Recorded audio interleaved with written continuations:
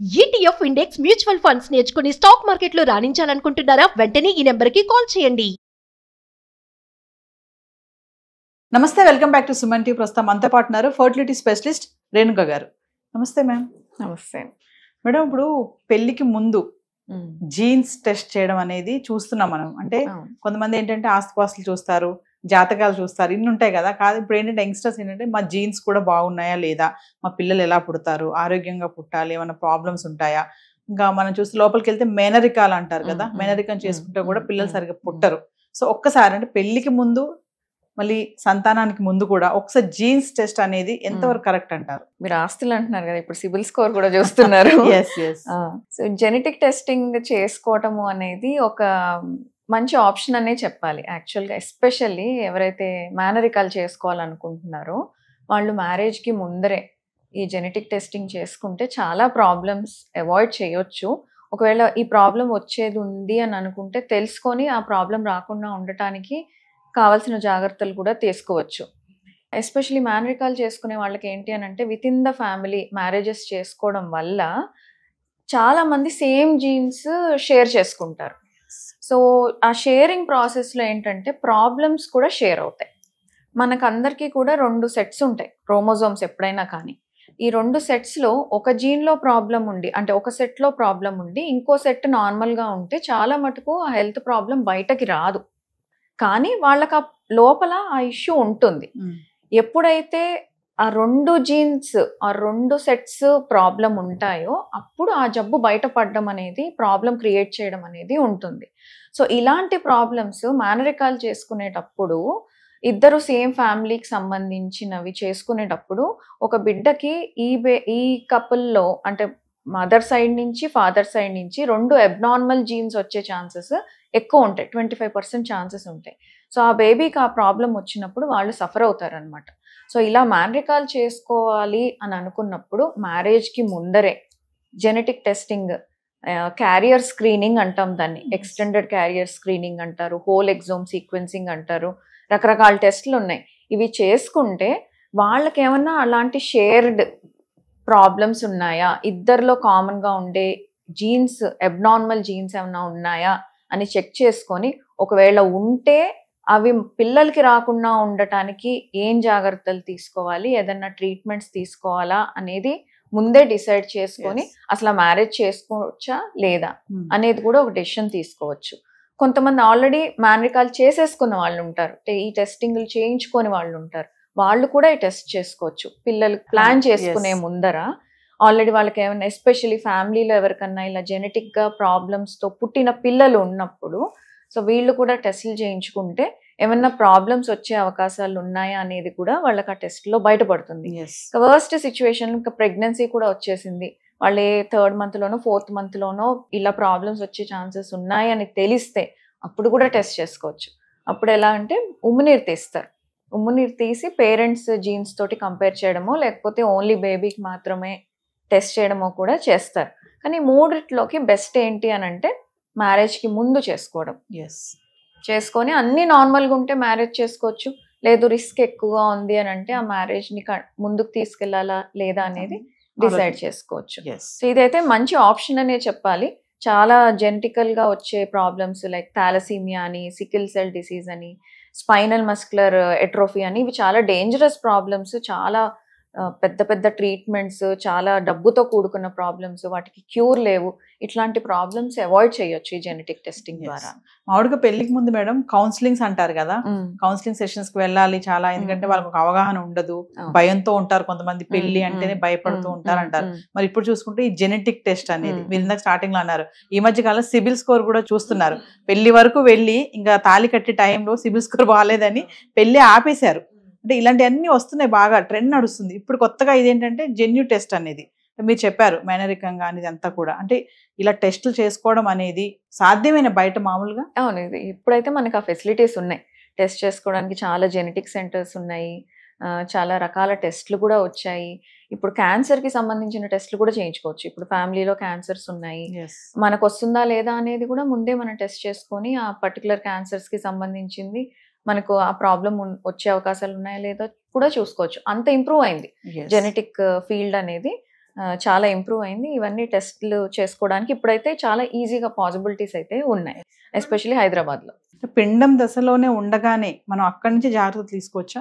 In case ఏదైనా problem అక్కర్ అయింది అనుకోండి. ప్రాబ్లం ఒకసారి ఉంది అని తెలిస్తే, ఎస్పెషల్లీ జెనెటిక్, అంటే ఆ బేబీ ఫామ్ అయ్యేటప్పుడే ఆ జీన్స్ అనేవి డిసైడ్ అయిపోయాయి. ఒకసారి పిండం ఫామ్ అయిన తర్వాత మనం వాటి జీన్స్ ని మార్చడానికి కుదరదు.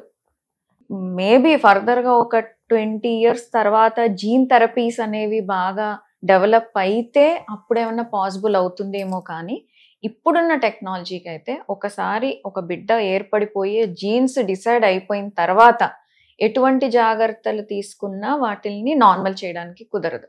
అందుకనే బేబీ ఫామ్ కాకముందే, అంటే మ్యారేజ్ కి ముందు ఆర్ ప్రెగ్నెన్సీ ప్లాన్ చేసుకోక ముందు టెస్ట్లు చేయించుకోవడం బెస్ట్. అంటే చాలా మందికి మీరు అన్నట్టుగానే చేసుకోకపోవడం వల్ల తర్వాత చాలా సమస్యలే వస్తున్నాయి. పిల్లలకి డిజీజెస్ రావడం కానీ ఇవన్నీ కూడా, అంటే బ్యాక్గ్రౌండ్ లో ఎవరికైనా తాతలు ముత్తాతలకి ఎవరికైనా ఉన్నా కూడా వచ్చే ఛాన్సెస్ ఉంటాయి. అందుకనే మేము పేషెంట్ వచ్చినప్పుడు, ఎస్పెషల్ ఇట్లా కౌన్సిలింగ్స్ కి వచ్చినప్పుడు వాళ్ళ ఫ్యామిలీ హిస్టరీ అంతా అడుగుతాం. మీ ఫ్యామిలీలో ఎవరికన్నా లోపాలతో ఉన్న పిల్లలు పుట్టారా, మెంటలీ రిటార్డెడ్ పిల్లలు ఎవరైనా ఉన్నారా, ఇంకేమైనా హెల్త్ ప్రాబ్లమ్స్ ఉన్నాయా, క్యాన్సర్స్ ఇట్లాంటివి ఏమైనా ఇష్యూస్ ఉన్నాయా, ఇలాగ వైఫ్ ది హస్బెండ్ ది ఇద్దరివి డీటెయిల్ హిస్టరీ అడుగుతాం. అలాంటి డౌట్స్ ఏదన్నా ఉంటే వాళ్ళకి ఈ పర్టికులర్ జెనెటిక్ టెస్ట్ చేయించుకోండి, ఇది ఏమన్నా ఉండొచ్చు ఛాన్స్ అనేది ఉంటుంది. తర్వాత స్క్రీనింగ్ లో కూడా ఈ థాలసీమియాలు ఏమన్నా ఉన్నాయా ఇలాంటివి, ఎందుకంటే కొన్ని మేనరికాలు చేసుకుంటేనే జెనెటిక్ ప్రాబ్లమ్స్ వస్తాయని అలా ఏం లేదు. మేనరికం కాని వాళ్ళకి కూడా ఒక్కొక్కసారి ఆ కాంబినేషన్ అలా కుదిరితే పిల్లలకి ప్రాబ్లమ్స్ వచ్చే ఛాన్సెస్ ఉంటాయి. సో వాళ్ళ ఫ్యామిలీ హిస్టరీ తీసుకొని ఇలాంటివి ఏదన్నా డౌట్ ఉంటే అలాంటి పేషెంట్స్ కి జెనెటిక్ టెస్టింగ్ లేకపోతే స్క్రీనింగ్ టెస్ట్లు సజెస్ట్ చేస్తే వాటిల్లో ఏమన్నా బయటపడితే next level of genetic testing advise చేస్తాం. సో ప్రీ కన్సెప్షనల్ కౌన్సిలింగ్ అంటాం, అంటే ప్రెగ్నెన్సీ ప్లాన్ చేసుకునే ముందు కౌన్సిలింగ్ ని అదంటాము. ప్రీ మ్యారిటల్ కౌన్సిలింగ్ అంటే మ్యారేజ్ కి ముందు చేసే కౌన్సిలింగ్ ని ప్రీ మ్యారిటల్ కౌన్సిలింగ్ అంటాం. ఈ రెండు ఎప్పుడైనా కానీ ప్రివెంటివ్ మెజర్స్ లోకి వస్తుంది. ప్రాబ్లం వచ్చిన తర్వాత ట్యాకిల్ చేయడం కాదు, ప్రాబ్లం రాకముందే జాగ్రత్త పడటం. అంటే ఒకవేళ యంగ్స్టర్స్ ఇలాంటి ఆలోచన వచ్చింది అనుకోండి, ఇంట్లో పెద్దవాళ్ళు కూడా అవసరమా, నువ్వు పెళ్లికి ముందు ఏంటి జెన్యూ టెస్ట్ అంటున్నావు, ఇదంతా ఎందుకు, మాకు అప్పట్లో ఇలాంటి ఏమీ లేవు కదా, మేము చూసాం పెళ్లి చేసుకోవాలని పెద్దవాళ్ళు అంటూ ఉంటారు. మరి అలాంటి వాళ్ళకి ఏమన్నా ఫైనల్ గా చెప్తారా మేడం? ఇప్పుడు అప్పట్లాగా కావాలి అని అంటే ఇప్పుడు మనం స్మార్ట్ ఫోన్స్ వాడకూడదు, మనము మోడర్న్ డ్రెస్సెస్ వేసుకోకూడదు, మోడర్న్ మెడికల్ ట్రీట్మెంట్స్ ఏది వేసుకోకూడదు. హార్ట్ అటాక్ వస్తే చచ్చిపోవాలి, స్ట్రోక్ వస్తే పారాలిసిస్ తో బాధపడాలి, అవ్వట్లేదు కదా. సో మనకి ఆప్షన్ ఉంది, ట్రీట్మెంట్ ఆప్షన్స్ ఉన్నాయి. హార్ట్ అటాక్ వచ్చినా బతుకుతున్నారు, మంచి సర్జరీస్ చేయించుకొని వాళ్ళ లైఫ్ స్పాన్ ఎక్స్టెండ్ చేసుకుంటున్నారు. అవన్నిట్లో టెక్నాలజీ వాడుకుంటున్నప్పుడు ఈ ఆస్పెక్ట్స్ లో ఎందుకు వాడుకోకూడదు? నీకు ఏదైనా ప్రాబ్లం ఉంటే నీతోటే ఆగిపోతుంది ఆ జెనెటిక్ ప్రాబ్లం అనేది, నెక్స్ట్ జనరేషన్ కి వెళ్లకుండా ఉంటుంది. నీకు ఆ ఆపర్చునిటీ అవకాశం ఉన్నప్పుడు ఎందుకు యూజ్ చేసుకోకూడదు? కొన్ని కంట్రీస్ లో, ఇరాక్, టర్కీ ఇట్లాంటి కంట్రీస్ లో జెనెటిక్ టెస్టింగ్ మ్యాండేటరీ చేశారు. థాలసీమియా, సికిల్ సెల్ డిసీజ్ ఇట్లాంటి జెనెటిక్ టెస్టింగ్ వాళ్ళు చేయించుకున్నాకే పెళ్లి చేసుకోవాలి, చేయించుకున్నాకే మ్యారేజ్ పిల్లల్ని కనాలి.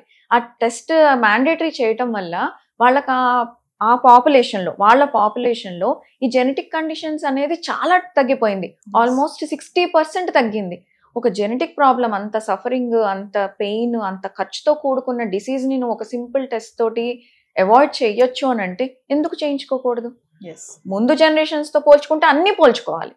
మనకి కన్వీనియంట్ గా ఉన్నదే నేను పోల్చుకుంటాను, మిగతా వదిలేస్తాను అంటే అది కరెక్ట్ కాదు. సో టెక్నాలజీ పరంగా కూడా మనం కూడా కొంచెం అప్డేట్ అవుతూ ఉండాలి. అన్ని అప్డేట్ అవుతున్నప్పుడు మెడికల్ వి కూడా అప్డేట్ అవుతాయి. సో పాత రోజులతో చేసినవి కరెక్టే, వాటిల్లోనూ మంచి ఉంది, కానీ ఆ మంచికి ఇవి కూడా యాడ్ చేస్తే ఇంకా బెటర్ అవుట్కమ్ వస్తుంది. కొంతమంది ఏంటంటే షై ఫీల్ అవుతారు మేడం, కపుల్సే ఉన్నారు, పెళ్లి చేసుకోవాలనుకుంటున్నారు, అమ్మాయి అడుగుతుంది వెళ్దామని ఒకసారి టెస్ట్ చేయించుకున్నాం, తను ఏంటంటే అవసరమా హాస్పిటల్కి వెళ్ళడానికి షై ఫీల్ అవ్వచ్చు, వెళ్తే ఏదైనా ఉందని తెలుస్తుంది, ప్రాబ్లం వస్తుంది అనుకునే వాళ్ళకి ఏం చెప్తారు? కపుల్స్ కి షై ఫీల్ అవడం కంటే భయం అని చెప్పాలి.